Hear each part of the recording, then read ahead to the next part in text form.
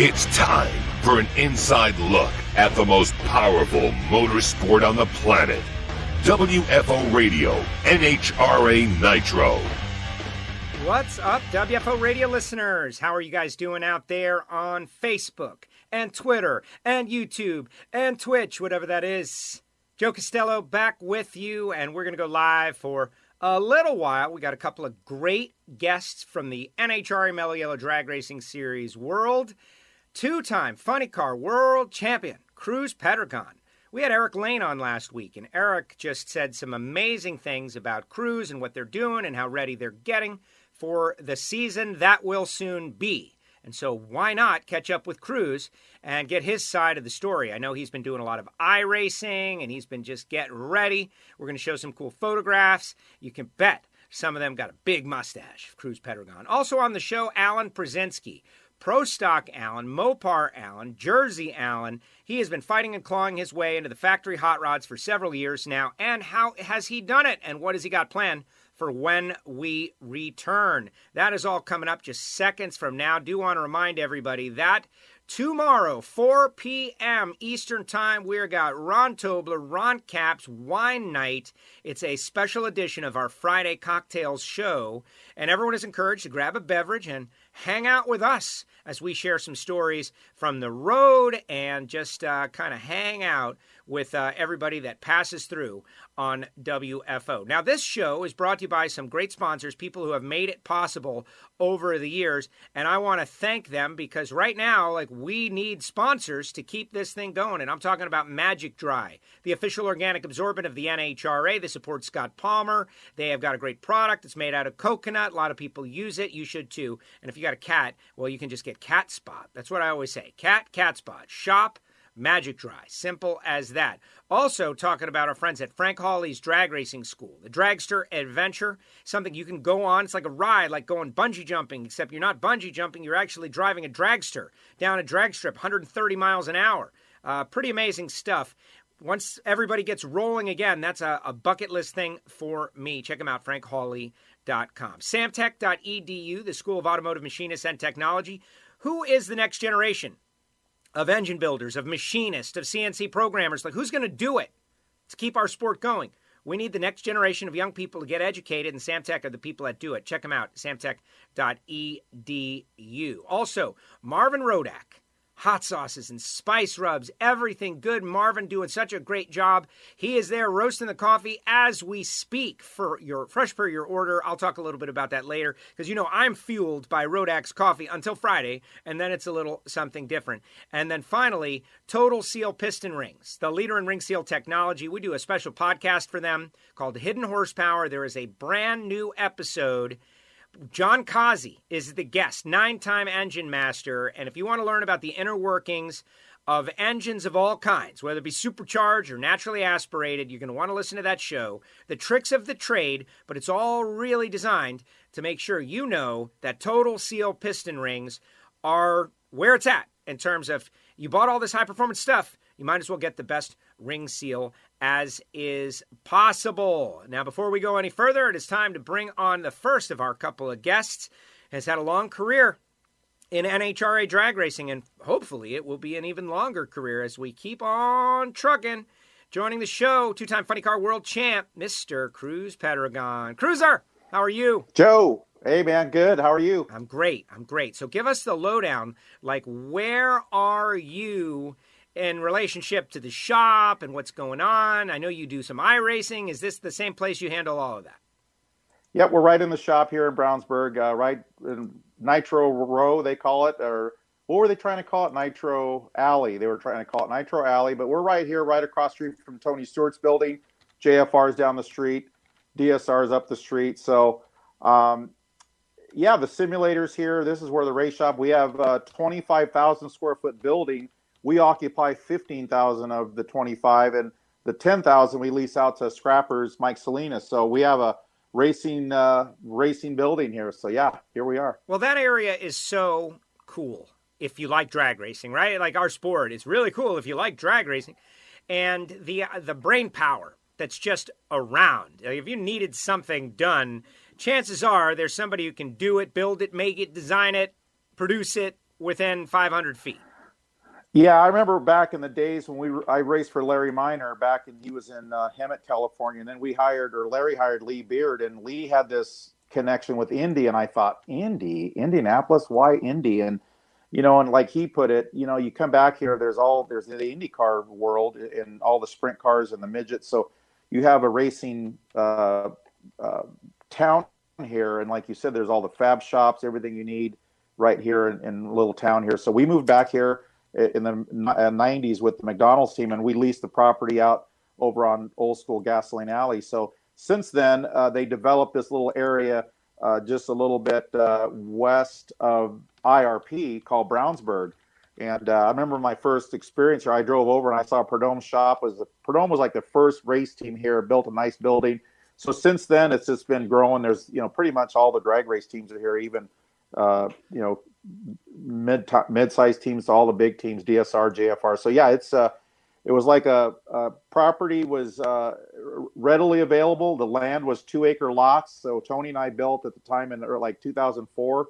We had a building built and purposely built. It's not an old warehouse where we converted. It's a purpose-built building with a little showroom area. So big doors so the haulers can pull in. And so yeah, it's really it's one of the things I'm most proud of in my racing career. Something I could look at when my racing's over with and say, hey man, we managed to get a building out of this deal. Yes, well, exactly. Some sort of equity. And we always talk about race teams, like you buy a piece of pipe and then tomorrow the piece of pipe is worth 50% less, which is a bit of a bummer in racing, but You're also doing it for the love. But land, they're not building anymore. And I think like that whole story, the story of Brownsburg and how it became like drag race central. And from what I understand, and you would know better than I do, but that is the reason that Brownsburg annexed Lucas Oil Raceway in Claremont. And like they realized like, whoa, money in racing, money for us. We can build a tax base and own this thing, drag racing and motorsports. I think Andretti's around there somewhere too. And they it encouraged them with racing. Yeah, in fact, I didn't know what a tax abatement was, but they offered a tax abatement. Once I figured out what it was, they give you tax relief for like 7 years. So they incentivized racers to make their home here. So now they have a bona fide racing town, and I'm sure the long old school people that have lived here forever I don't know if they're really thrilled with that, but we keep the place clean. If you drive down South Point Circle, every building's well kept. It's a nice looking area, and we this is where the racers are. So if you're not a racer and you're from here, you probably look, like some of these buildings that are rental properties, they probably look at them like, hey, where's your race car? But we try to keep it looking nice, and like I said, it's an investment. I mean, racing is great, we do it, but I always felt, and Tony too, I since bought the building from Tony since he retired and he's in the booth now, but TV so guy. I inherit. He's doing TV now. So, but it's something that you can look forward to at the end of your career. We don't all get to race forever. Nobody does. So it's something that we can look back and as an investment and for what our career has been able to provide us. Well, I think it's great. And that area, there is a downside though. I think, as with everything, right? Time marches on, but I liked the era when I had my own Miami Top Fuel dragster that I could call my own, like Daryl, Gwynn, those guys were repping my part of the country. And yeah, sure, there were a lot of California teams, but when everybody moved to the center of the country, I feel like we lost a little something because very few people have a competitive nitro car that reps their region. Follow me? Yeah, absolutely. In fact, I recommend to the NHRA PR department that they really go back to the driver where they're really from. Antron, New Jersey, Ron Capps, Carlsbad, Cruz Pedregon, Gardena, California. You need to, wherever you're home, that's where you need to be repping at least on your bios and some of the different things, because none of us are from Brownsburg. We love it here, but we're not from here. And so, I agree that if you look at everybody's bio, it's, Brownsburg, yet there's no one from here. So Tommy Johnson's from Iowa. I always get a kick out of where different people are from. So from that perspective, like I say, they should go back to where they're from, where they live. And I call Brownsburg home, but it's really not my home. Southern California will always be my home, just like Miami will always be your home, Joe. Yes, Yeah, and it is. And I remember when, Daryl would go up and race, like I felt a connection, and I'm sure a lot of people do. But at the same time, you got to go where the brain power is. You got to go where the brain trust is. You got to go where it's convenient, and you guys are right in the middle there, and it makes perfect sense to me. All right, so we had Eric on, Eric Lane. That's in the archive for all you first-time listeners out there. I do encourage everybody to start a watch party on Facebook. So many more people end up seeing the show and get to see all the cool things that Cruz is about to say. We'll give you an opportunity to ask a question through the comments section. Cruz can see all of those. Some of them make the air. But Eric said, you've been in a kind of a rebuilding process over the past couple of years. You got a win at the 4 wide a few years back. But I was really excited about your combination this year.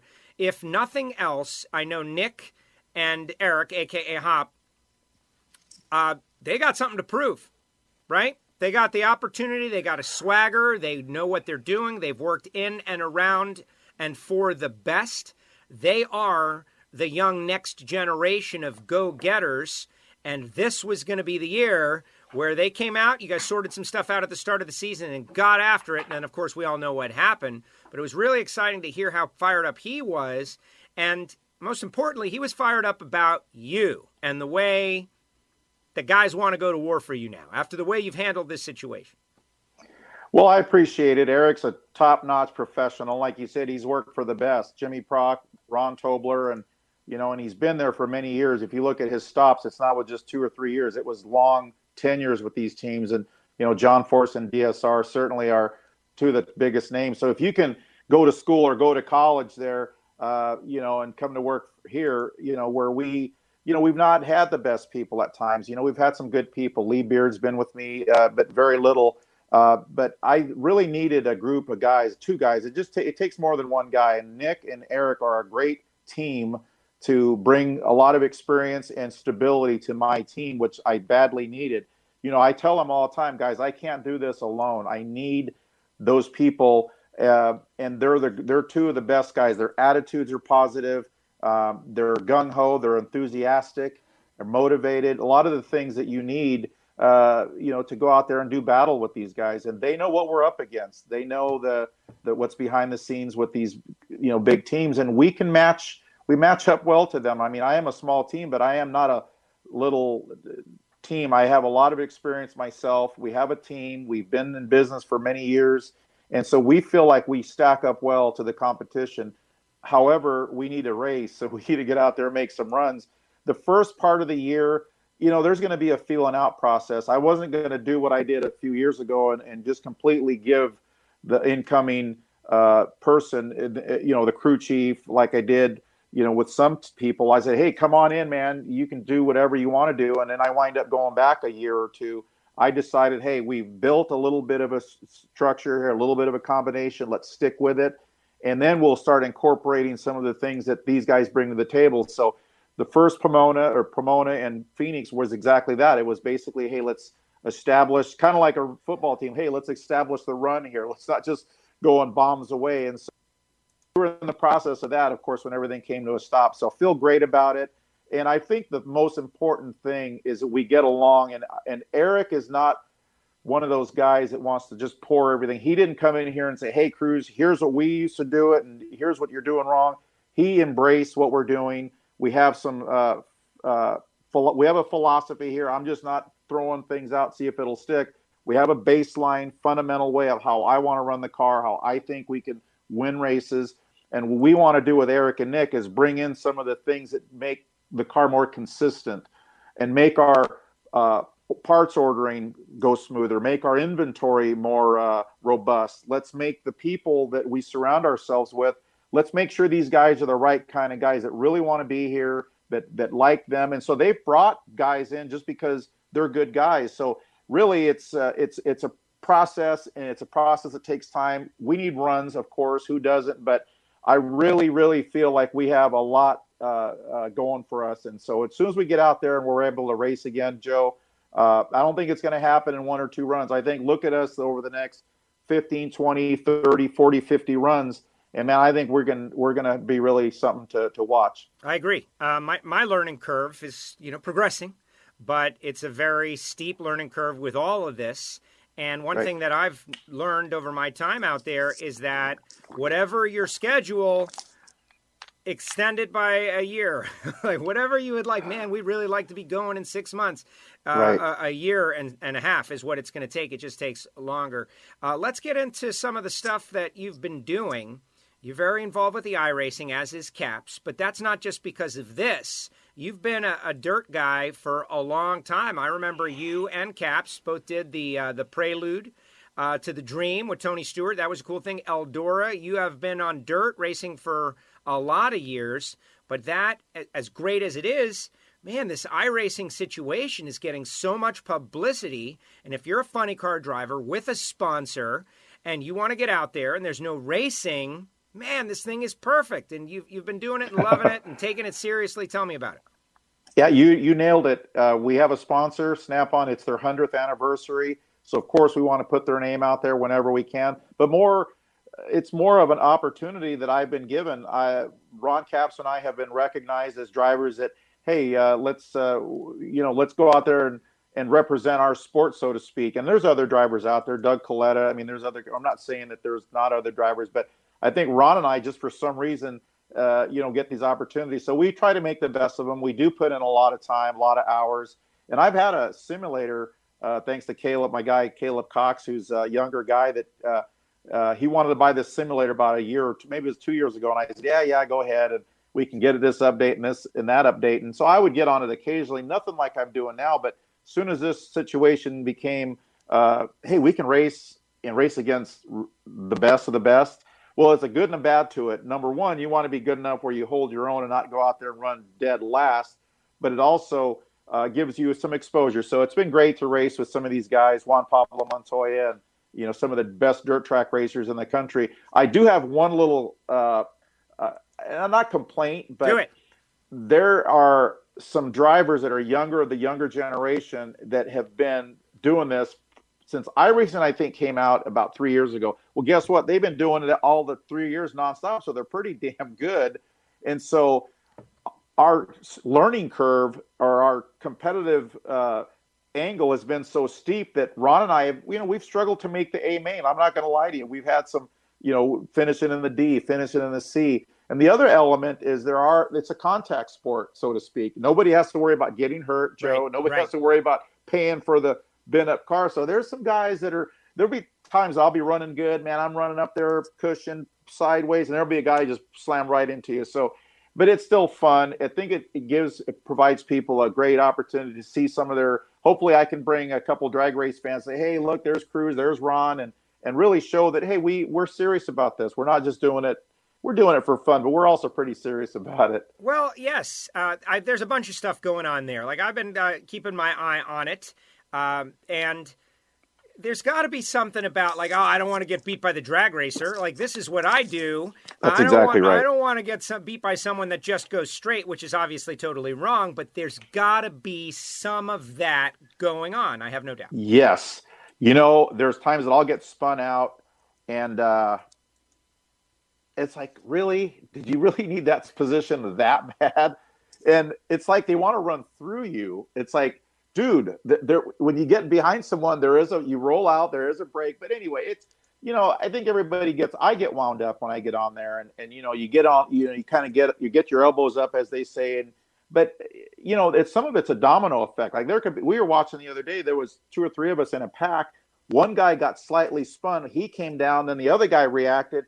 Pretty soon it was a big pileup. So, but at the end of the day, I mean, if you look at our qualifying laps, myself and Ron included, we're pretty competitive. We're not, if you look at the lineup, there's probably 30, 40 cars sometimes. We're right in the middle. In fact, we're just a few tenths off of where the top guys are. So I think we're holding up our end of the bargain pretty well. And but it's fun, like I said, and I do have the 100th anniversary Snap-on logo on the car. So naturally, I want to get as much exposure for them as possible. But I also feel like, we're representing. I've always said this, Joe, is that there was a guy named Danny Ungaias that goes way back several years, a Hawaiian gentleman that worked his way from, drag racing, and he rolled all the way to IndyCar. And I always admired that about him.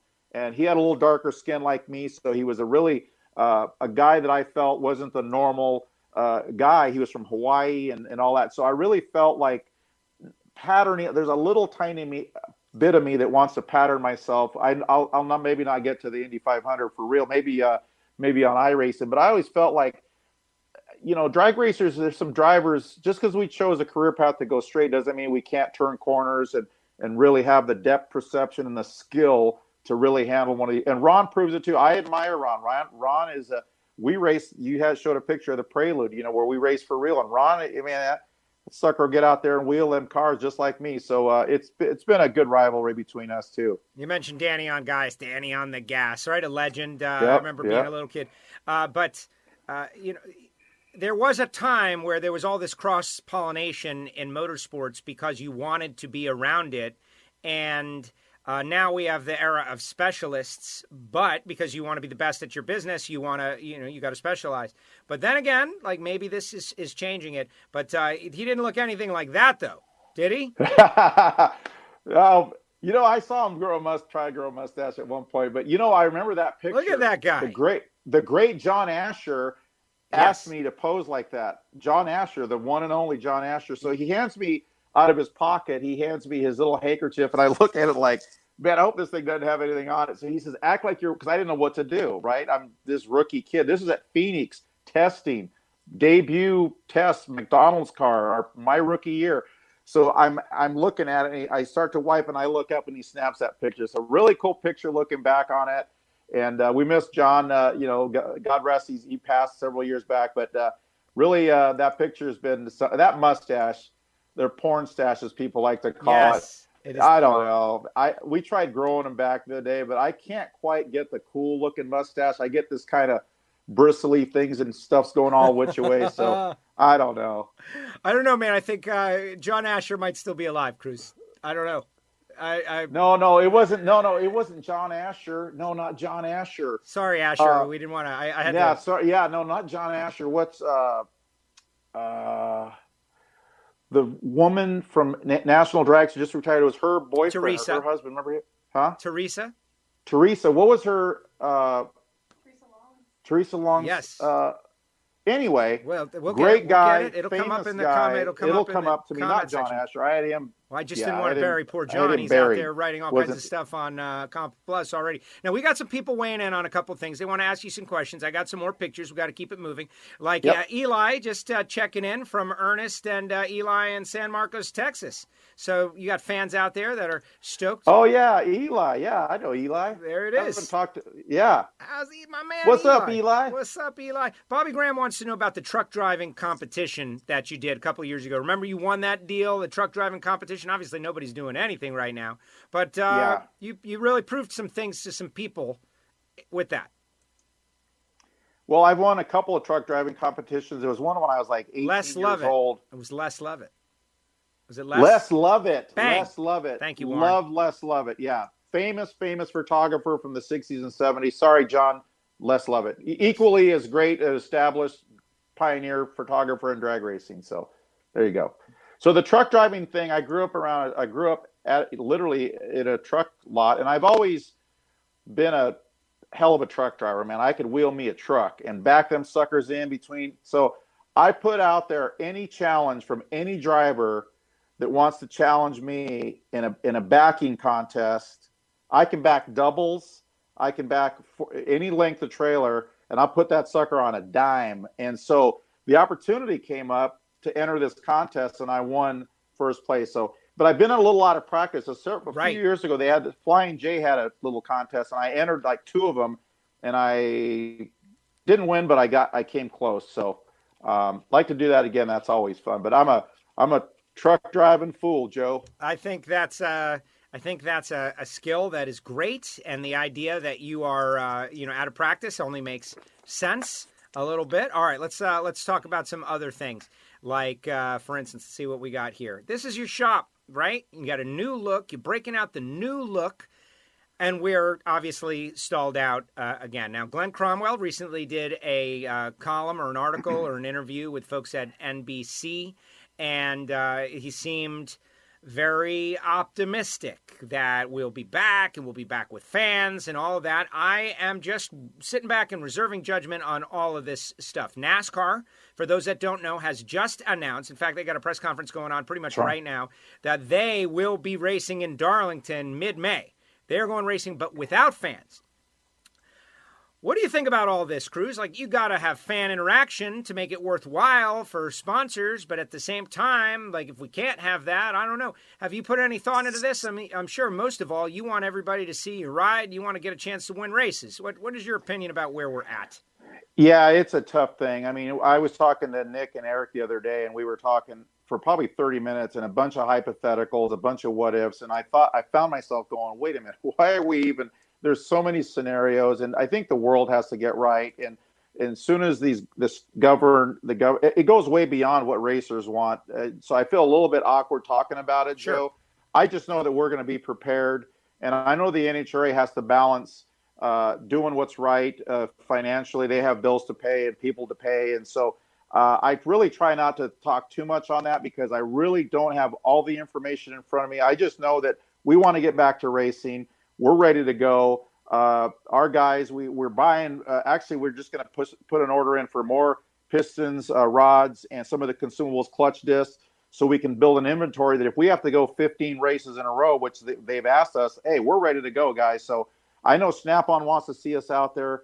Powers, solar panels, some of our Petroff, Dodge, obviously our sponsors want to see us out there. But, for me to sit here as a driver in Brownsburg that does a little iRacing, for me to make any comments beyond that, I just don't know. But we're ready to go. That's all I know. Well, that's good. And we don't know what's coming down the pike. And that's my situation as well. Like, as I read these stories, I'm like, oh, okay. And hopeful, but just kind of sitting back, waiting for things to happen. Yeah. And, Just tough. I think though, the thing that we all we can agree on is that if the opportunity presented itself, like if you were to ask me, hey, Cruz, would you like to race and be on TV and race, with no fans versus race? If we can't race without fans, we're not going to race until such time. Of course, I'm a racer. I'd rather say, hey, let's race even if it's on TV, because we're going to bring the TV on TV to the fan, and our sponsors would like that. I look at the truck and trailer and all equipment sitting here. I should say plural, trucks and trailers sitting here, and I think, we need to be on TV regardless whether there's fans or not. Of course, we want the fans. We love the interaction and the closeness we have to offer, but that's going to come when it comes. And I know, like I said, we're kind of bored. I don't know what I'd be doing if it wasn't for iRacing calling me up and asking me to do this, because I have my daughter and I spend time with her. My girlfriend Melissa's been out here from California, so I've been busy. But race team wise, we were, as you all know, we were ready to go to Gainesville, so we had made a U-turn, came back. So we're not really doing a lot. We have cleaned up the shop. We've been organizing the shop, and we're getting our show car put together. We're actually building a current show car that starts, and then we're going to work on the California Charger in case we can slip in some races or some testing before we go back racing. Okay, what about that? I was told, I will not reveal who told me this, but that we gotta lean on you a little bit. We need to see this car run a little more. First of all, it went all the way to the Middle East. What were you doing with it over there? Hopefully you weren't trying to sell this thing. This thing is a work of art, and I have a personal story in that when you completed this, it was after the U.S. Nationals, and you're really kind to me, hey, what are you doing? And come see the car. And yep. I did, and I was blown away. This body funny car is my favorite of all funny car bodies ever, because this right here is my personal car. That's what we still have, no me way. And my dad. Yeah, and that is our car. Awesome. So the California Charger is the real deal. Being in South Florida, we never get to see Nostalgia Funny Cars run, but man, that thing is spectacular. What is your plan for it? And you weren't trying to sell that thing now, were you? Joe, first of all, that means a lot coming from you. I value you're a historian, you're a drag racer, and I love that you think a lot of the Charger. It means a lot to me. Absolutely. We had an opportunity to display the car over in the Middle East at a huge car show. So we were compensated for it. We took it down there, and they asked it, by the way, if you want to sell it. I said, sure. My dad taught me everything I own's for sale for the right price, and I put a pretty high price on it. Thought I don't really want to sell it, but you can always build another one. But lo and behold, it didn't sell. Neither did none of the cars that were there sold. So we brought it back, and it's here. But something happened, Joe, since that time. We got Eric and Nick in here with some of my team, Chuck and some of the guys. They said, hey, we really want to be a part of that. Would you allow us to? I've never had people ask me that before. Usually it's, hey, can you, I got to wave $100 bills to get them to come work on it. So this crew that I have, the team, I don't like to call them crew, they're the team. They're all about it. They want to run the Charger. So I have to keep them away from it, if anything. But so we're gonna try to not try. We're gonna run it at IRP as soon as the weather allows us and we're able time-wise. But we've gone through it front to back. It's ready to go. I have a new rear end in it that I've never run, a new blower. So, yeah, the California Charger will run again. And I don't know about the Hot Rod reunion in Bakersfield, but if it's on, we'll be there. Awesome. Time permitting. Awesome. Gypsy says the hospitality's ready to rock, by the way. He says that you guys are ready to go. Gypsy's been great. Yeah, Gypsy's been great. He's working. He's the first hospitality team, and I've loved all my hospitality teams. I got to bring this up. He actually works with the team in the shop, and the truck's parked right inside. So it's really cool that Gypsy, is part of the team. Like he's like one of the guys. So it's very cool. Love Gypsy. Gypsy has given me the nickname the Pied Piper because I go walking through the pits with all these people following me. But I appreciate he bothers to give me a nickname, which is I'm sorry. Go ahead. No, that's it. It's just it's nice to be. The Piper. Yeah, he's the one man. I call him the one man party. He's got this little saying that my daughter loves. He'll say, "Wow, what a rush!" right after the car gets started. So he kind of gets everybody fired up. So very cool. He's a character. He's a funny guy. He is a character. The sport is full of characters. We have characters everywhere. Let's talk about another character, someone that you referenced Larry Minor a little bit earlier and Lee Beard. And earlier this year, in fact, right before the Gator Nationals on Thursday, I was fortunate to be able to host MC Big Daddy Don Garlett's International Drag Racing Hall of Fame induction, where Larry Minor and Lee Beard went into the deal. And so I got to hear all these great stories about these early times and those times. And I just think about how that kind of made your career, and in particular, a fight for a championship against a certain 16-time champ. Like that season, the battle, the high-profile nature, and the way that you guys completed that year to win that title, and how far you've come. You won another one, and just when you look back and you think about that season, what sticks out in your mind? Well, first of all, I want to say what an honor it was for me to be invited by the Larry Minor family to be a part of his induction at the International Hall of Fame. And Joe, you did a great job emceeing the thing. Lee Beard was there. It was awesome that the two at the same time were inducted. Two very pivotal people in my career. And so that year would have not happened had it not. I mean, obviously, Larry was a great owner. He hired Lee. He saw Lee as a guy that could run a dragster. Didn't have any thoughts about a funny car, I'm sure. So it was unique and weird and strange that year that 4 races into the season, Larry parted ways with his then crew chief, Bernie Federley, who went on to work for John Force. Well, we had blown up a few engines, so Larry had gone over to Lee, said, "Hey, Lee, can you help these guys out?" This was at the Houston race, which is like 4 races into the 1992 season. John Force had the record at 5:15. Think about it, 5:15. Austin Coyle, they had just won 2 championships in a row, 90, 91. And here comes what was Ed McCullough's old Miller car, Otter Pop's car, and with this Hispanic kid from California driving it. And so Lee put the motor in, his top fuel motor and clutch combination in our funny car, and we made history the next day. And so I always have had this fondness for Lee, and Lee's, he's worked for me, but he's never my crew chief in those days. He was always the Corey Mack crew chief. So long story short, not only did we win the championship, but we set the national record from 5:15 to 5:10. Think about it, Joe. Yeah. That's 500s is unheard of. We didn't knock it down by a little bit and basically blew those guys out of the water. We were fumbling around through the summer and got it together and won 5 in a row. And it was because of that Lee Beard engine combination, that Gary Ormsby car, that he developed that engine, the heads, it had dart heads. It was an efficient, badass engine. And Lee was the guy behind the scenes, really, that a lot of people never really knew about it. A lot of other people got credit, and a lot of people worked on it. Jason McCullough was on the team, by the way, Mike Neff. So yeah, Lee, it was great to see. Didn't mean to go too far off track there, but that year was, I think, had we been able to hire Lee, let me just put it to you this way. Sure. Hey, John Force, I give John all the credit. He deserves it. Austin Coyle will go down as one of the best crew chiefs ever. But I think had I been the owner instead of Larry Minor, I would have hired Lee the very next year and kept Lee on that funny car.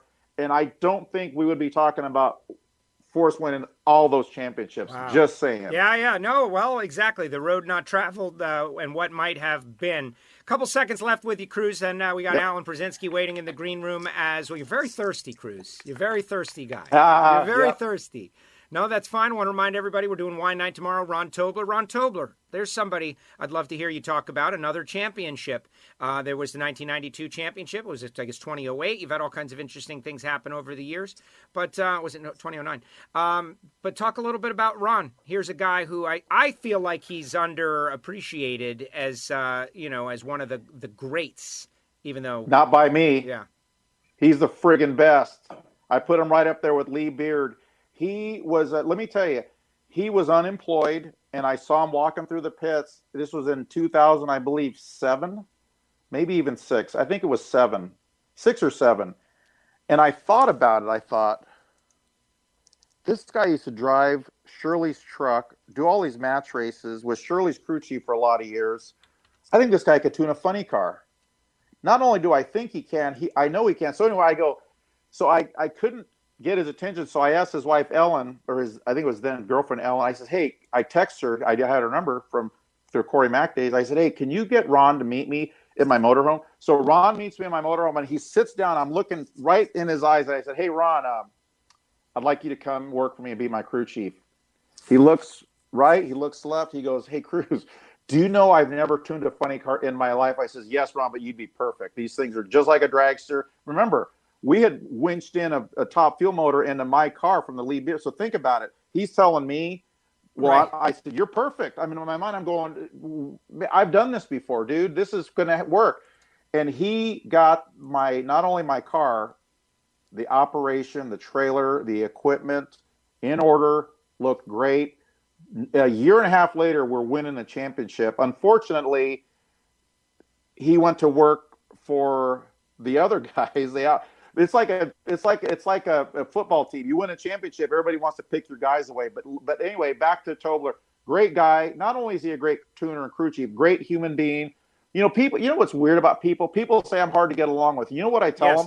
Go ask Ron Tobler if I'm hard to get along with. I guarantee he will not say I'm hard. I'm a good guy. But Ron's a good guy too. So did we have our little battles? Yes. But great guy, great crew chief. Obviously, he's gone on to win another championship with Caps. I would say that he's going to win these races and not cost you a fortune. He's not going to blow up a bunch of stuff. So he does things that a lot of people don't realize, that he's probably going to spend the least and give you the most. So that's a lot of unknown that people don't know about. That's great. Yes, and everybody make sure to make plans for 4 p.m. tomorrow. We'll have Tobler on because it'll be a cool way to get into a Friday. All right, final question for Cruz. You've been big with the celebs, Cruz. Like, you guys always have the celebs at the track, like Killer Mike and Larry Holmes. And you what is it with the celebs that they all want to come hang with Cruz Pedregon? But you have them come through the pits on a pretty regular basis, which is great because, our sport is one, like, once you see it, you want to come back over and over again. But getting people to the track for the first time is a challenge. You guys have been able to do it.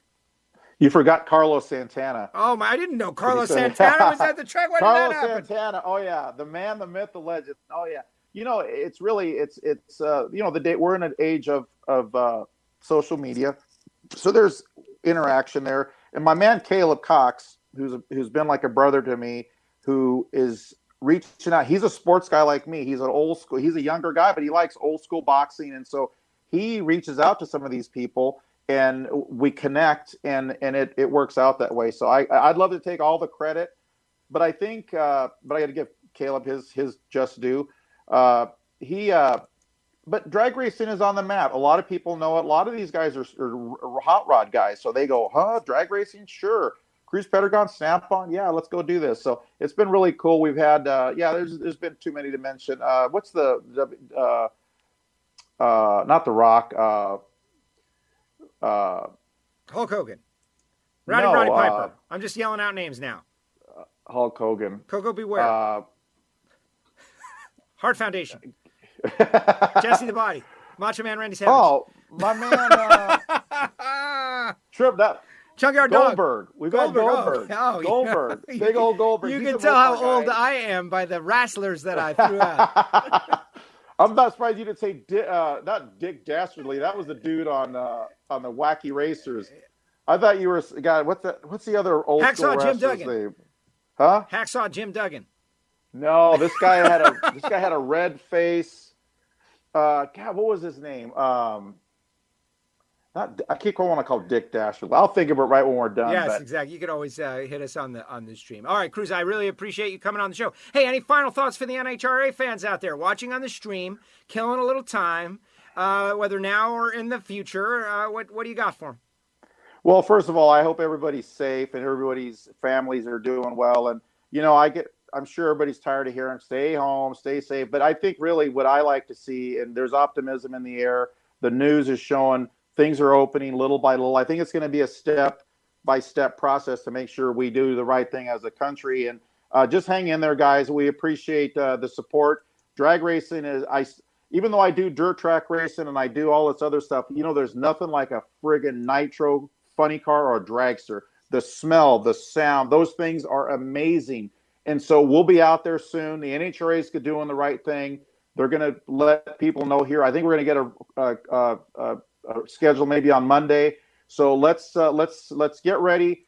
Get yourselves ready to go racing soon. It won't be long. There you go. Joe Morrison thinks it was the Hot Rod Roddy Piper. Was it Roddy from the movie They Live? No, it was before him. This dude was from this. God, he had a funny name. No shirt having. Haystacks Calhoun.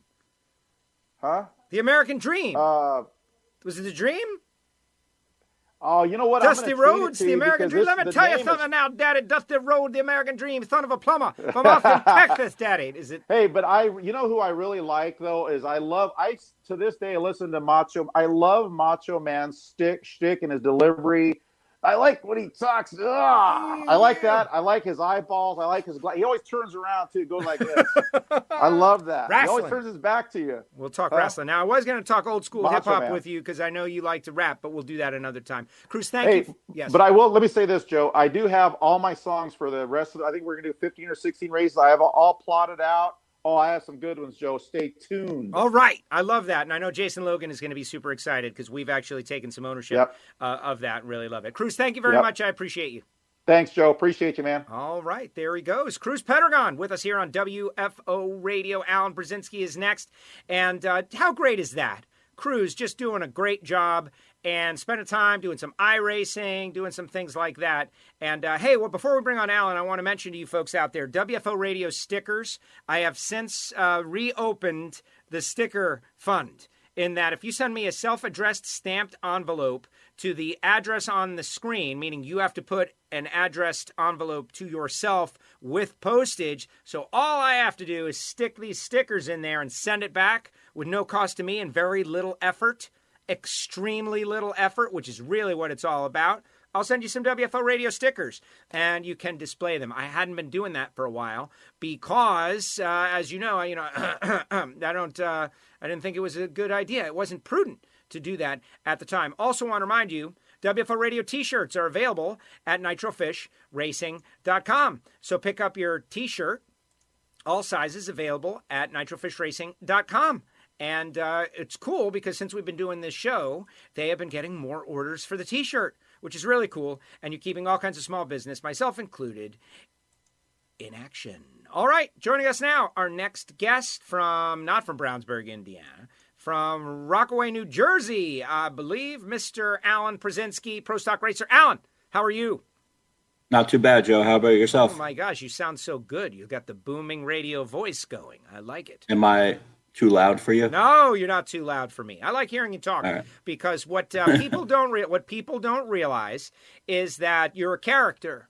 But when you're at the track, you're trying to do the NHRA Pro Stock experience with limited resources, limited time, limited crew, and you're doing a lot of different stuff. And so that, like, I'm a Jersey character, kind of funny guy, part of it is taken over by engine builder Alan, racer Alan. But here on our live stream, I think a lot of that is going to come out already. So let's talk a little bit about, what have you been up to?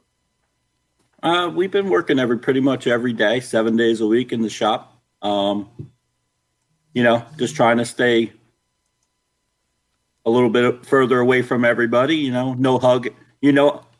Let me take one of these out because it's pretty loud. It is. I'm not a hugger. I'm not a hugger anyway. I've told you that in the past. Yes. But, we're doing the best to do what we're supposed to do, I guess. It's hard. You want to get out there and go to the park or whatever you want to do, and we're not allowed to do it. So, especially in New Jersey, it's pretty bad around here. Well, yeah, so. Let's talk about that. In that you're in one of the worldwide hotspots. There's New York, Manhattan, and New Jersey is right there, and you guys are still flaring up.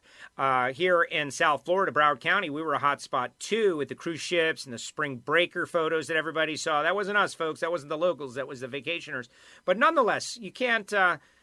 population density is the story of this. If there's 1,000 people per square unit, there's a more likely chance that they're going to spread it than if there's 200 people per square unit. So what has it been like for you, knowing that anybody who hasn't been to New Jersey needs to realize that it's people everywhere, people on top of people on top of people. Everywhere you go, it's really hard if you're in metropolitan areas to dodge. You got to keep your business going. You're trying to figure out the best way to stay ahead. It has to be challenging being right in the center of this crisis.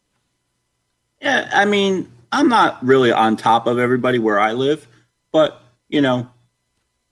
probably 5 minutes from where I grew up, my parents' house, I still have a lot of friends down there. I just heard the other day, 3 or 4 people that I knew, they all got it, and a couple of them died, so it's just, then it really hits home that, okay, this is dangerous. I want to say, we're going to be fine. My wife, Christine, she's tough as nails and she's a little nervous about this. She hasn't really left the house. My daughter is pretty tough for a 13-year-old and they haven't left the house. Me, I go to the shop. I got one worker, my father's here. So we don't really have a lot of interaction with people.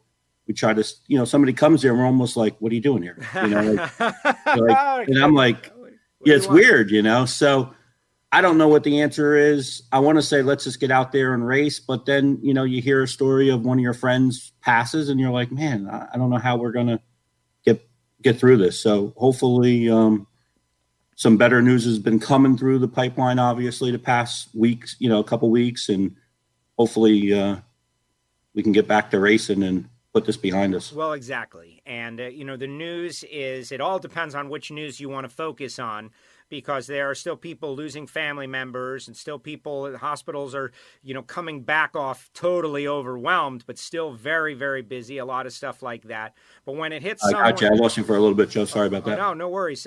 But it's the type of thing where when you know someone, and in our drag racing community, Bobby Bennett has been very public that he had it and fought it, and it was very devastating. We have an interview in our archive with Bobby where you hear him literally days after he got, he's out of the hospital, but he was still quarantined at home, and he lays it out for anybody that is confused about it. And we also heard recent Nitro crew chief got it.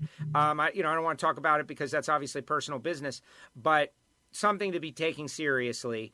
That having been said, we all want to go have fun. We want to race. Racing will be there. It'll come whenever we can. We will. but we'll be doing it a little bit different. But let's turn our attention. First of all, everybody is piling on. They say the guy Cruz was trying to think of was Ric Flair. It can't possibly have been Ric Flair, everybody, because he would have known that. Woo! Like, come on, how does he not be able to pull up Ric Flair? And why didn't I come up with Ric Flair? Because I was trying to come up with every obscure other wrestler. Did you watch wrestling? How about the Sheik? The Iron Sheik. Do you know the Iron Sheik has got a Twitter account where he still does his act? All on Twitter. So one day, I was driving to my parents' house, probably about 20 years ago, and the Sheik was helping somebody move out of their house. I said, "That's the Sheik." And my father goes, "Who's the Sheik?" I said, forget it. The Iron Sheik. The Iron Sheik was way ahead of his time. Like, he was, he was a very difficult person. All right, let's talk about... It always devolves. He was the Sheik. I don't know. Looked like the Sheik. Yeah, no, the Iron Sheik, man. It's definitely. I have a story like that, except the guy I was driving by was Darryl Strawberry. And I was like, "Stop the car." They're like, "Why?" It's like, because I think I just saw Darryl Strawberry on the side of the road. And we backed up, and it was Darryl. So it was a big deal. All right, let's talk about how you got started in this deal. Drag racing. New Jersey. So E-Town's got to be a sad thing. Was that your nearest closest track? And was this your first and original race car, or did you have something before that? Nah, I drove that around, delivered pizzas in it, and then eventually turned it into a race car. That thing was a killer at Englishtown on a Sunday. Really? Like bracket racing, class style racing? What were you? I see a dialing on there. Yeah, heavy. We'd race foot brake, with heavy. that car. We won a lot of races down there. Island Dragway is probably the closest track to me. So we'd be at Island Saturday, Englishtown Sunday, and then ACO was also, pretty popular for us back then. To me, it's important that people understand that pro stock, maybe not every case, but many cases, is the ultimate goal for guys who start out in cars like this. It is certainly the case for me with my bracket racing. It's like I never visualize myself in a nitro car. I don't know why, I just didn't. But a pro stock car seemed real and attainable. Driving the car, pulling the lightning rods, that kind of deal. So when this was you, what year was this?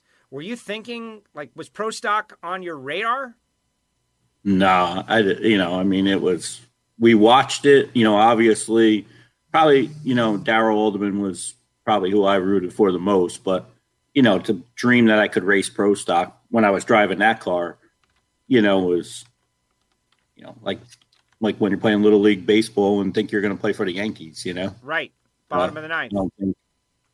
Obviously I could have dreamed to do it, but to actually do it is, a little bit different, I guess. And you're doing it, and you're scrappy in the way that you're doing it. Like, I remember you coming out, and initially you were, just trying to make the qualifying sessions. People don't realize how difficult that is to arrive at the track, to be on time for the schedule.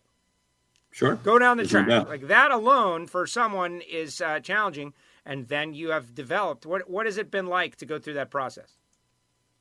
Yeah, we've been to almost 100 races in 5 years, and I probably maybe missed 2 or 3 sessions. I can't even remember. It might not have been that many. So, I bought Hartford's deal thinking I was going to go to 5 races and say I did it. That's kind of. I didn't really plan on being a pro stock racer. We went to 48 races in a row at one point. Wow. So, it's just, I don't know what else to do now. My wife is actually the one that always said, we got to do something different. And then now we're not racing. And she's like, man, we got to go racing, So she's turned the corner, I guess. This is what we do, I don't know how long we can do it for. Foreseeable, for the future, we're good, next year, following year. Maybe I do it for 25 years. I don't know, but this is my 6th season. So it's been longer than we ever expected to do it. Dave wants to know, first of all, he just says excited that you're flying the Mopar flag. And this season you got your own engine, you got Mopar power back under the hood. And after experimenting and learning, and I think that was very interesting to watch you put some other power under the hood to kind of sort out where you were and I would imagine that was a learning experience. Yeah, I mean, I put the Elite. The first step was I put in an Elite engine. Richard has always been unbelievable to me. Them guys at Elite, I mean, I don't know why, but they've always been more than helpful. So I said, I need an engine. I'm just worn out. And he's like, yeah, we'll roll one over at Maple Grove. I put it in there. It took a little while to get going, but by the time I got to Vegas and Pomona, I mean, you knew how much power they have, So, but in the end, for me to stay out here for the next 10 years, it's too expensive to rent from them guys. And I'm an engine guy. So it's kind of like, you're not good enough to build engines. And now you got to rent an engine, I mean, so that part of it too. And I'm not no offense to Chevy guys. I'm just not, I mean, I'm a Chrysler guy, I totally get it. Let's look at some of your other machines out here. Perfect example. That's Englishtown.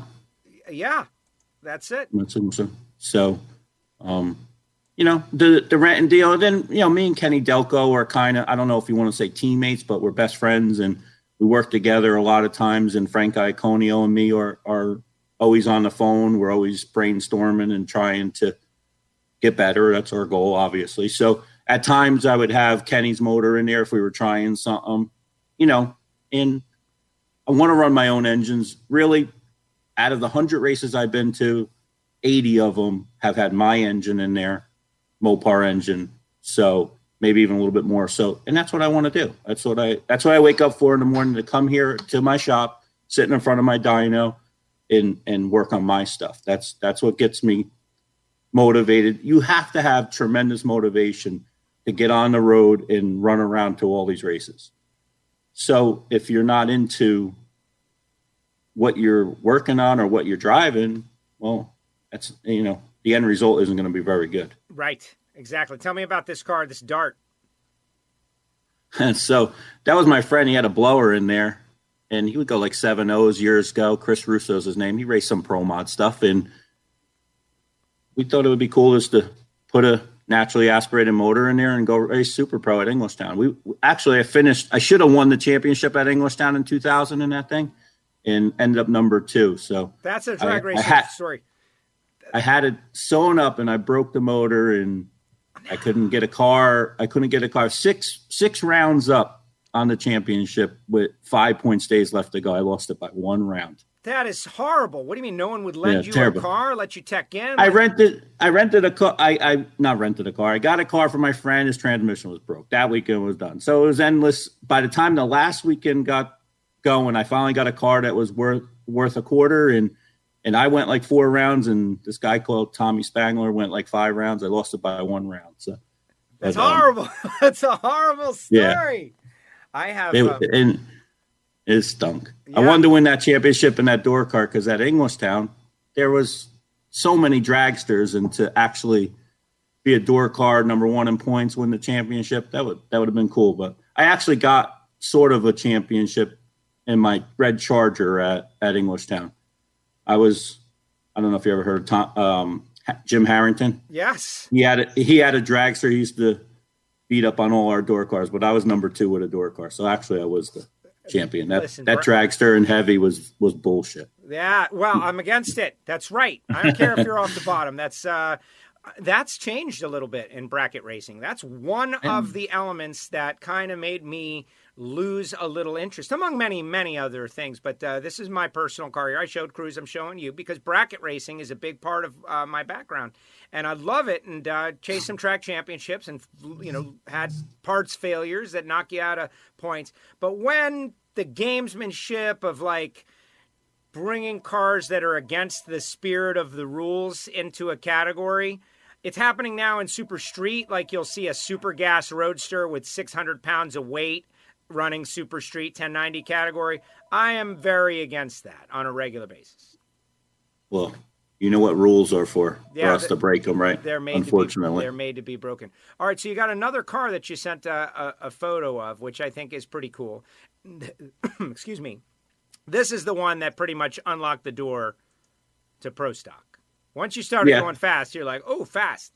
Fast as fun. Yeah, that kind of had like a weird Chrysler motor, and the only naturally aspirated car that was going in the sixes back then, was that one, so it was pretty cool. I would go 690s with it. It had kind of like a pro stock head, Dodge head on a billet block, and kind of got me the feel of working on this kind of engine, and I'm like, I did pretty good with it. I first national event I went to was the 4-wide in 2012, and I ended up runnering up. Never got to race the final because of a brake line, right? You get there. I raced Peter Biondo in the semis. I went against him. I'm like, yeah, I had a tough competitor in the final, but you're thinking, all right, today's my day, right? Go up there, pump the brakes. Pedal goes to the floor. Do a burnout. I back up, and I'm like, should I go? This is how stupid, right? Us racers. I see a puddle out there, a brake fluid. Nobody sees it. I'm like, well, maybe I can straddle it and, throw the chutes. I'll be all right, I think. Yeah, I decided, you know what? I'll race them another day. Smart play. But yes, you can think the thought. You can think the thought. All right, we got some people out there. Rob Tucker out there watching. What's up, Rob? Says, hey, big Al. And that's my new buddy. He says you're not quitting. Like, even if you want to, you can't. Nah. You're in this for life. It's like a gang. Pro stock is like a gang. You're in for life now. I don't know. It's definitely, we don't know what else to do. If I found something more fun and cheaper, I might do it. I might quit, but I don't think I'm going to do that. So he wants me to ask you, can we make 1,500? I don't know. What's he talking about? Horsepower? Horsepower. He's talking about 1,500. What is it about the Dodge engines? I talked to Warren Johnson about this very specifically, and he said that he thinks that the parts are really good. It's just that the limited number of people pushing what's possible is the challenge. That with the Chevy stuff, you got all these people constantly working and evolving and doing and building and making, whereas with the Chrysler stuff, you have very limited people pushing it, and so all the possible combinations of what may or may not work aren't being tried as rapidly. What have you found? Well, I always say you can't judge a Dodge Pro Stock car on me. Obviously, I do the best I can. I work hard on it. But, I don't have, here's my shelves here. There's not many parts on it. If I buy something, I got to use it. You know what I mean? Where maybe a big team, they can afford to try 10 manifolds. We've heard 100 manifolds. I don't know, maybe 20 different style pistons. You want to try something different. I'm always, I don't want to cry I'm broke, but, in the end, I can't waste hundreds of thousands of dollars on this. I don't have that kind of budget. So we do the best we can. We spend the money where we think it's the most important. And that's really it. We can't judge a Dodge Pro Stock motor on me. Right. If we gave it to somebody that had an endless budget, there is no doubt it would be competitive every weekend, winning races. I can promise you that. It's, I'm doing the best I can. I feel, I'm pretty happy about the improvements I made over the winter. You were even asking at Phoenix, did I have my own motor in there? Yeah. No, you made moves. I can run pretty good now. And if I went from that day to today, I wouldn't even go racing with that much power that I went racing in Phoenix. So we're working on it harder than we've ever worked on it before, because we literally got our butts whooped last year. I mean, I'll be honest with you. Well, last year was a very tough year for you in a couple of ways. In fact, you also you had an incident, but that's where we see what's, who's real. And forget me, me saying that, because I'm just an announcer guy and I get to show up and I have to worry about paying for equipment or going on my lid. But when you showed up immediately, right after, like you never missed a beat, I think if there were people who weren't aware of your determination, they understood after that. You had put together a plan. You were going to run 2 cars. The top coat guys were pretty much just coming on board. And that was the weekend. And I know that because I know the top coat guys as well, and I want you to talk about them. And like this moment, in fact, like when you go on your lid and the determination that you showed, I think that's what made them want to come back with you. That's the kind of people they want to be involved with. They got a car care product. It's actually super cool. And they want real people that are driven. And I think that's what like sealed that relationship. But you tell me about that incident and what drove you to get right back as fast as possible. Well, I mean, that's all. I've done this since 1993. I haven't raced pro since 1993. But every weekend I'd be at the racetrack, break my motor, come home, say I quit.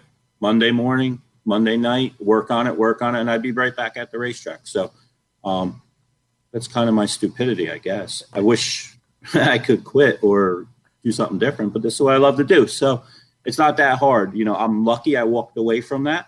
I could have very easily been injured for life. I'm in pain still to this day. I mean, it's 6 months, but, it could have been so much worse. It's nobody's fault but myself. Thank God I didn't hit Chris McGahey or hurt him.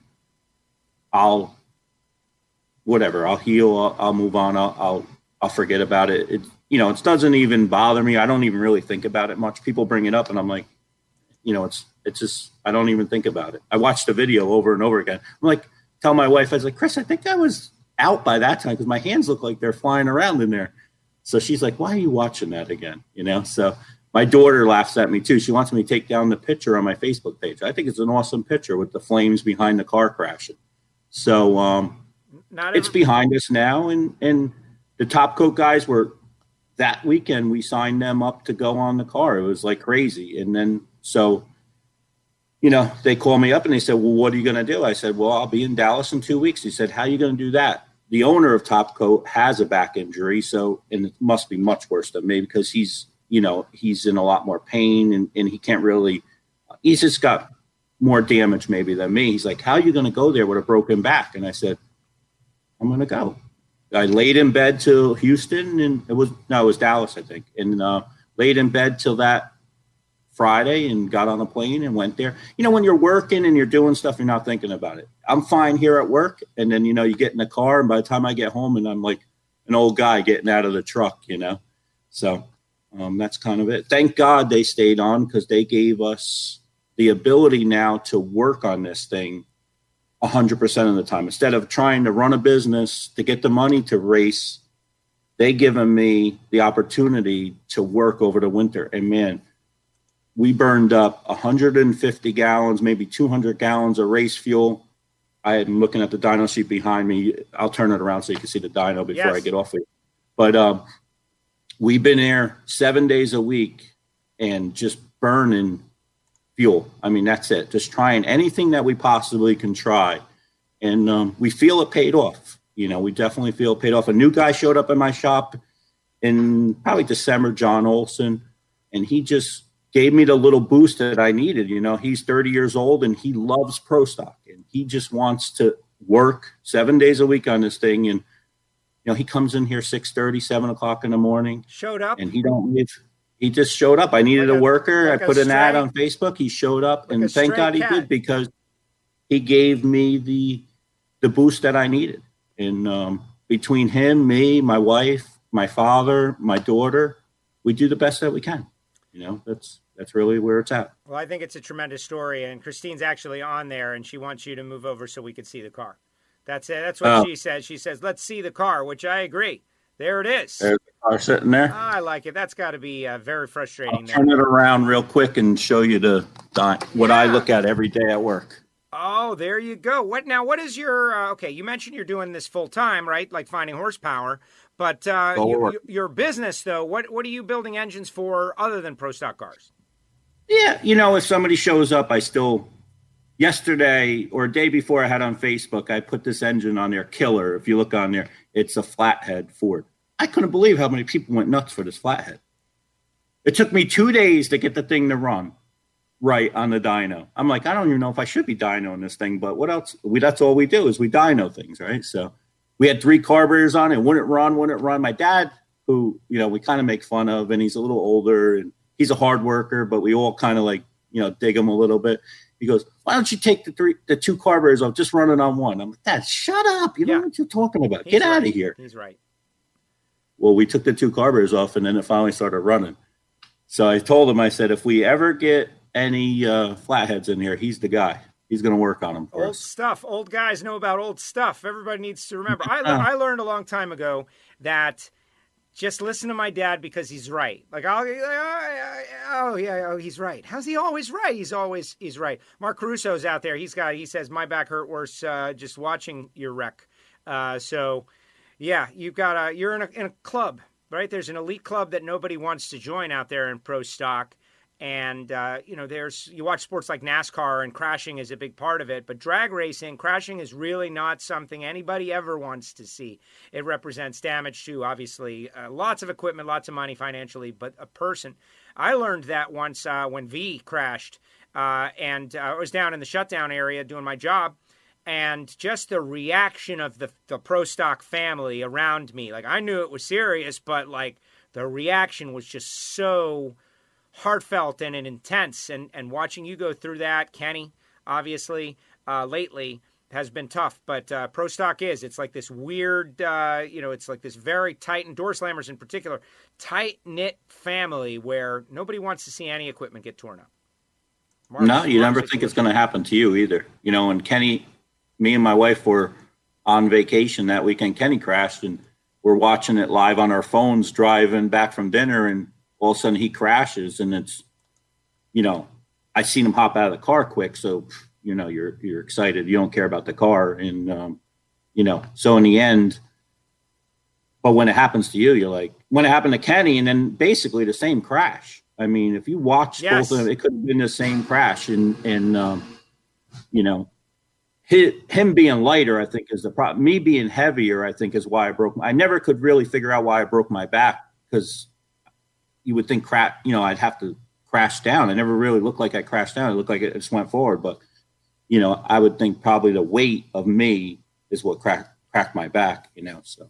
But for us both, I have the same.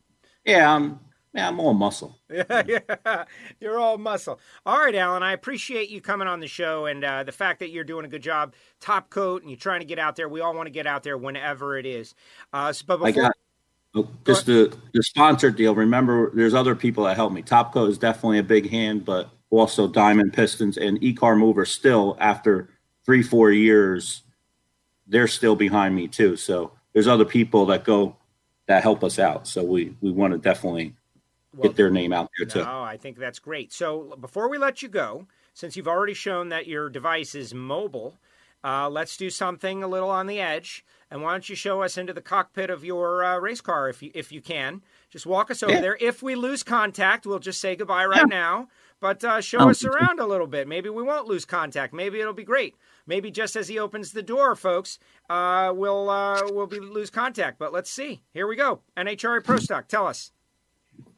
Well, Alex gives you how to drive these things. I never figured out how to drive it, so I can't give one of them videos, but that's kind of the steering wheel, right? And no transmission or engine or anything like that. So it's just been sitting here waiting to get the call. And I'll show you this is one engine that we just had off the dyno last week. Oh, look at this. We're seeing cylinder ports, folks, because there's no other Dodges out there. He doesn't care. Nobody's going to care. Those are huge. Nobody knows. And there's another one waiting to get back together. All right. Can we see? So we should have 3 engines ready to go. That's what we're hoping for. And then I'll show you inside the dyno room. Well, wait, can we see down into the cylinder port? Like, yeah, why sure. not? Let's see right down into there, into that intake port. Look at that. See? Yes. Get closer. Right. Get a little close. Get us right down. We get right in there, man. Let's get right in there. Look at that. That is cool. Can you see it? Yes. We see very well. Let me know if I'm doing anything wrong here. No, you're doing it right. You're doing it right. I will be the first to tell you if you're making a big mistake. All right, now where are we going next? We're inside the dyno room. So there's no engine of it, obviously, but we mount the engine to this cart. It's kind of hard to see what you're seeing. But yeah, no, you're doing good, doing real well. Keep going. We mount the engine to this cart, and then we roll it in. We lock it to the bell housing just like what's in a car. We bolt the headers up, the water pump. This is the water return. Put the manifold on it, and make some pulls to 10,000. If we're trying to figure out some things above there, we might run it a little further. This is where we assemble the engines. My shop isn't very big, so it's a little, this isn't KB here, or This is not so, what I've been to KB. I'm one of the very rare individuals who have seen the inside of KB, and I can confirm for you, Alan, that this is not KB. But it's okay, all right, though. we'll That's keep it not. clean. We keep it clean. No, it's Yeah. pretty clean in here and spotless. So a couple engines we're working on for some customers while we're waiting for parts for ours. This is the Magic. This is the Hone. Yeah, that is the magic. We learned that with Kenny Delco's car. Wow. You'd be surprised. Wow. That all is speculation. Oh, I like it. No, Frank Iaconio can hone just as good as anybody. Well, I love Frank. And one of my big disappointments. Let me show you the biggest thing in my shop. This is where I park my truck and trailer. All right. And my beautiful daughter always says to me that I never bring her up in any of my videos or my interviews. But today I am, because she's taken over my truck spot with her softball pitching. There it is. So this is where my truck and trailer is supposed to be. The important stuff. But the pitching lane is in here instead. So like the it. sacrifices we make, right, for our kids. Yes. I think So it is I hope, great. Natalie, if you're watching, I love you, and you're a big part of this for me. So I hope she's excited that I actually remembered to bring her name up. So There it is, Scott. I think that's the walkthrough of the small shop that we have here that we spend a lot of hours in. Alan, you did a great job. I think that was unrehearsed. It was absolutely perfect. There's a lot of shop tours going on right now. That was impromptu. I appreciate it. I appreciate, like Scott says, it's engine porn is what it is. Like, we got to see down into the intake runner of a Pro Stock cylinder head. Like, who gets to do that regardless? That engine this year is going to surprise a lot of people. Maybe I can shut these people up on the internet that say Dodge can't run, because we see some amazing things on the dyno. Now we just got to see it on the racetrack. So we're really excited to get back out there. Obviously, everybody else is too. So that goes without saying. Any final thoughts for everybody out there watching on Facebook, YouTube, or otherwise? Just I hope to see you soon at a racetrack. I mean, that's all we're just dying to get back out there, but hopefully we can all do it safely. So true. Alan, thank you very much. I appreciate you coming on WFO Radio and, what you're doing, because that's what Pro Stock needs. It needs people who take the leap and get into it and figure it out. And I think you're doing a good job. We got enough people for right now. We're okay right now. Yeah, all right, we're good. We're good. I get it. We're good right now. All right, Alan. All right. Thanks, Jeff. There he Good goes. talking to you guys. Yes, thank See you. you later. There he goes. Right. Alan Prusiensky with us here on WFO Radio. How about that? What a great story. Alan, a very positive individual, funny character, New Jersey funny, in that he's a ball buster, right? Which is great. And I'd love to see them doing well and moving forward. Might get some learning in. Exactly. All right, I want to remind everybody, tomorrow, 4 p.m. Eastern Time, we're doing the wine night with Ron Capps, Ron Tobler. It's our version of Friday cocktails, except a little different. I'll be sipping some vino, as will Tobler. You can bring whatever you want. The wine night has become a very popular thing out at the races, but Friday cocktails has become very popular on WFO. Now, we do have a couple of minutes. Oh, look at this. See, now that he's gone. What is the name of the builder and the shop? Well, Alan Prusiensky, ARC is what it is. Good luck, buddy. Love the Mopar, says the Beast, who's watching on Twitch. We have a Twitch viewer. Oh, my goodness. It's incredible. Yeah, everybody's talking about Twitch, right? So I started, I'll stream to Twitch. I don't care. I'll do it. And the first guy is like someone from Turkey, and he doesn't even, he doesn't know what I'm talking about. I'm speaking too fast. All of those things. But we encourage you to do many things at this point in the show. Like, for instance, WFO Radio is brought to you by some great sponsors, one of which is Total Seal Piston Rings. They're the leader in ring seal technology. Of course, I should have just asked Alan, like, hey, do you use Total Seal?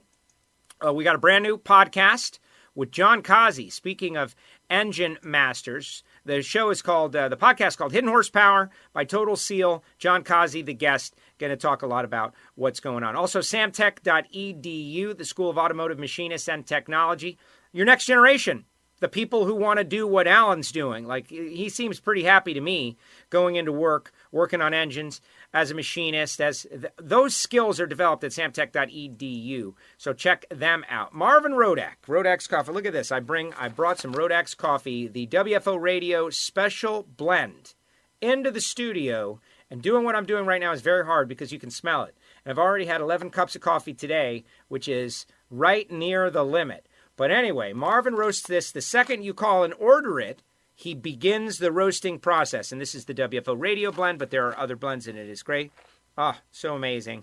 817, what is it? 924-6821. Call Marvin, and he's got some really cool things, WFO stickers and whatnot, to put in the bag if you end up with a little road axe. There's Frank Hawley's Drag Racing School, the Dragster Adventure. You could get your license, per se, down there, but the Dragster Adventure is really what it's all about. And then, of course, Magic Dry has been very helpful to WFO Radio over the past couple of years. Scott Palmer, Magic Dry. If you got a shop, use Magic Dry. If you got a cat, get Cat Spot Litter. Been very helpful. We got a couple of comments out there. Let's see. Love your broadcast, Joey, says Daryl. Joey, do people call me Joey?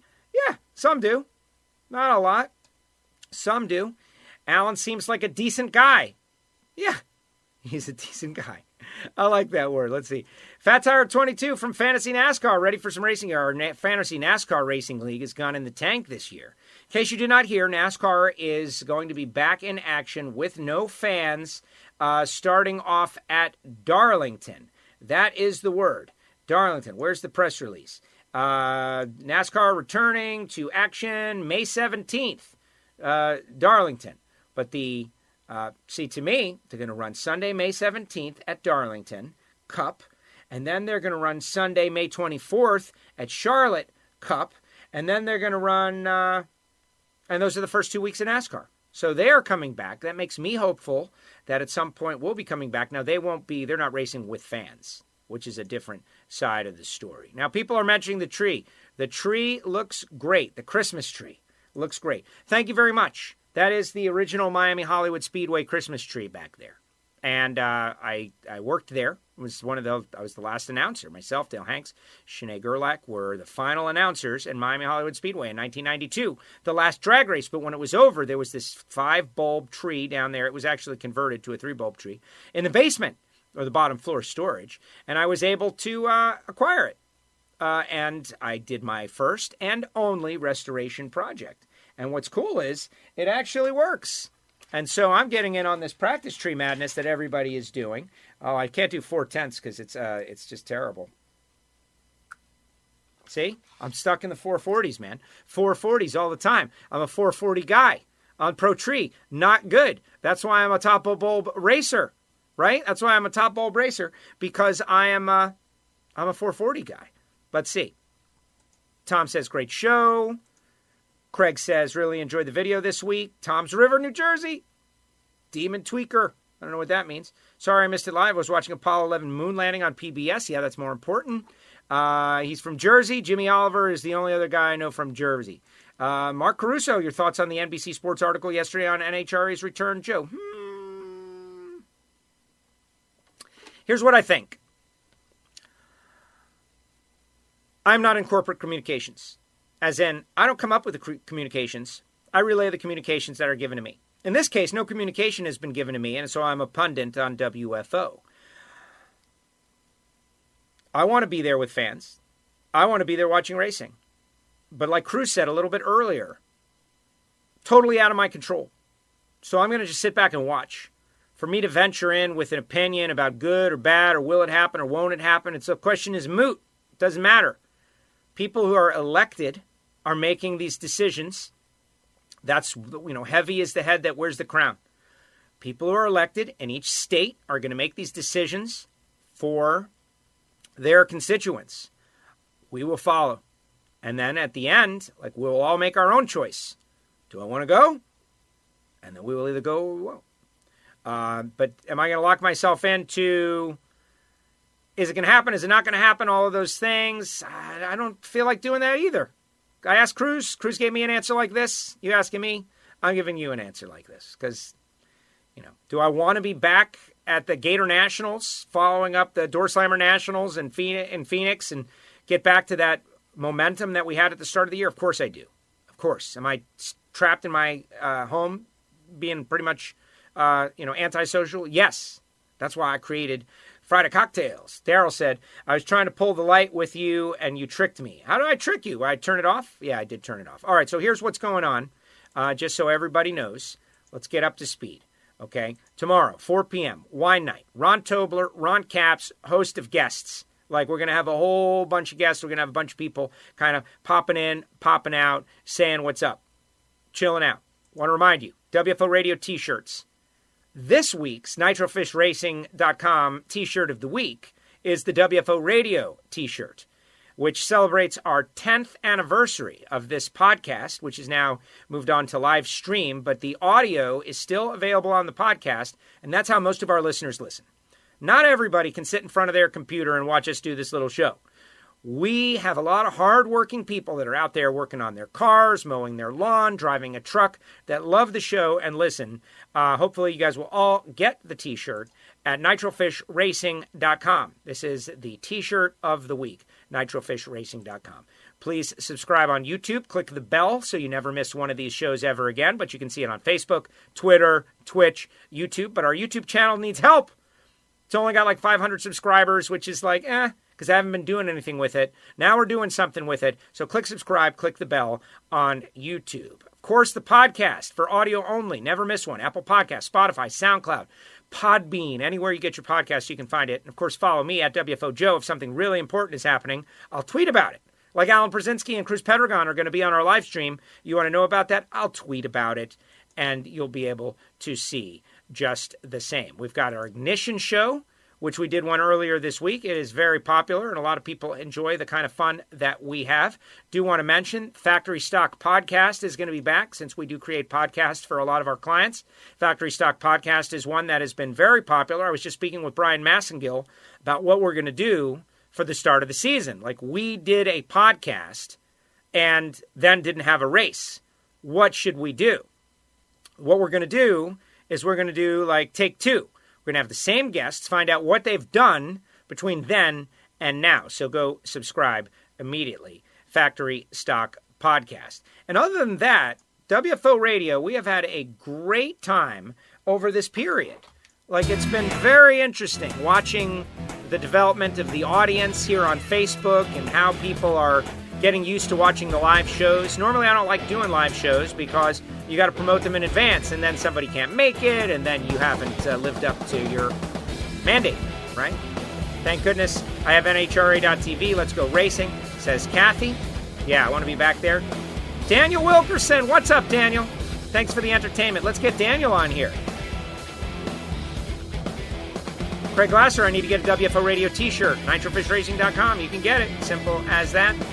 And Daryl, God bless you. Thank you very much. I appreciate that. And to all of our guests, Cruz Pedregon, Alan Prusiensky, we appreciate you. That's Clearside. Our music is by Clearside. Clearside Studios. A long-time WFO Radio listener. And this one is for us. And we love it. It's been our WFO Radio theme for a long time. Really appreciate everybody who has been super supportive. Here's that address for WFO Radio stickers once again. P.O. Box 848-353, Pembroke Pines, Florida, 33084. Typically 2 stamps, and I can put in 4 or a couple more stickers. Because, you know, I like to throw in like whatever else is sitting around here. That's how I get rid of unwanted stuff. And people, you know, occasionally will send me stuff in the envelope. You don't need to do that. Please do not do that. I'm trying to get rid of all my stuff. Trying to get rid of it. Trying to get rid of it. All right, everybody, that is going to do it. Really appreciate you, all the listeners. Remember, 4 p.m. tomorrow, start a watch party. Ron Tobler, Ron Capps, and other special guests. We're going to have a great time and make it a whole lot of fun. Beast in the Woods says stay safe. Scott says see you later. And I am out of here. All right, everybody, thank you so much. WFO. WFO! This is WFO Radio.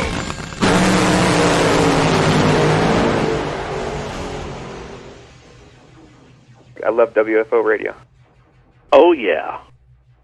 The views and opinions of the hosts, guests, or callers do not necessarily reflect that of the station ownership, advertisers, or agencies. Start your education at full speed with the School of Automotive Machinists and Technology. Accelerate your career as a high-performance engine builder with classroom instruction and practical hands-on experience in the lab, on the dyno, and at the track. In addition to the blockhead and CNC programs, SAM now offers motorsport EFI tuning and an Associates of Applied Science degree. And SAM is a military-friendly school, approved to train veterans and other eligible persons under the GI Bill. Start your education at full speed. Go to samtech.edu today. Hey everybody, how do you start your day? You started off with a little coffee. And do you want something cheap and vacuum-packed with garbage? Do you want to pay for a retail coffee? It's like $11. Or do you want something that is good, like RoadAxeCoffeeandGrills.com? Join the RoadAxe Army. WFO users and listeners know all about it. Over 40 grades to choose from. This is roasted fresh per your order, not to mention hot sauce, spice rub. You got to call Marvin, get on the phone line, or go to the website, RoadAxeCoffeeandGrills.com. Check it out. That's RoadAxeCoffeeandGrills.com. Hey, engine builders, Total Seal piston rings are the leader in ring seal technology, and they go out of their way to help their customers and will make custom sets for any specific piston you might have. Customer service, top notch. Made in America? Absolutely. They're located in Phoenix, Arizona, and they've got everything it takes to develop the world's best piston rings. Give them a call at 800-874-2753 or go to TotalSeal.com. You're working in the shop, you've got spills, you've spilled oil, it's everywhere. What are you going to do? I know what you're going to do, but that's not the best way to do it. The best way to do it is to go to magicdryus.com and order the official organic absorbent of the National Hot Rod Association, Magic Dry. It's lighter, it absorbs more, it's better for the environment. It's made out of coconut. It's made in America. magicdryus.com. They've got spill kits that include everything you need for a regular, normal household spill, all the way up to a large industrial spill. We always say, if you've got a cat, get Cat Spot. If you've got a shop, if you've got a factory, if you've got a spill, call Magic Dry. That's magicdryus.com. Attention adrenaline junkies, Frank Hawley's Dragster Adventure is calling you. Rides available for the 2020 season. Go to frankhawley.com. They're coming to a track near you. It makes a great gift, whether it be licensing for super comp, super gas, all the way up to top alcohol. They can do it. But if you're a drag racing fan and you've always imagined what it might be like to drive a dragster, to accelerate 0 to 60 in 3 seconds and run 10s in the quarter mile, give them a call. 866-480-7223, frankhawley.com, the Dragster Adventure, and tell them you heard it on WFO. Hey, what's up, WFO Universe? It's Kathy Fisher. Join me along with Joe Castello every Sunday morning on Motor Trend for Performance TV. That's 8:30